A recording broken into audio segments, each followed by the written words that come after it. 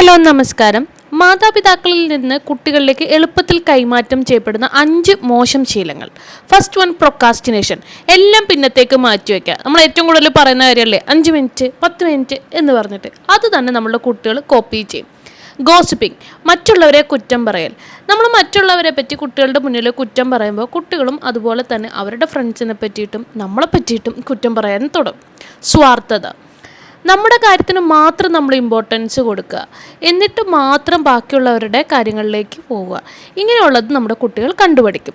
4, സ്വന്തം തെറ്റുകൾ ഒരിക്കലും സമ്മതിക്കില്ല. ആരും പെർഫെക്റ്റ് ആയിട്ടില്ല. അപ്പോൾ നമ്മുടെ മിസ്റ്റേക്ക് നമ്മൾ അഡ്മിറ്റ് ചെയ്യാതെ തർക്കിച്ചുകൊണ്ടിരുന്നാൽ കുട്ടികൾ അത് കണ്ടുപഠിക്കും. പുവർ ഹൈജീൻ, നമ്മളുടെ കുട്ടികൾ നമ്മളെ കണ്ടാണ് പഠിക്കുന്നത്. നമ്മൾ എന്തൊക്കെ ചെയ്യോ അതെല്ലാം അവരും കോപ്പി ചെയ്യും. അപ്പോൾ നല്ല ഹൈജീൻ അല്ലെങ്കിൽ കുട്ടികളും അതുപോലെ തന്നെ ചെയ്യും. കുട്ടികൾക്ക് നല്ലൊരു മാതൃകയാകുക.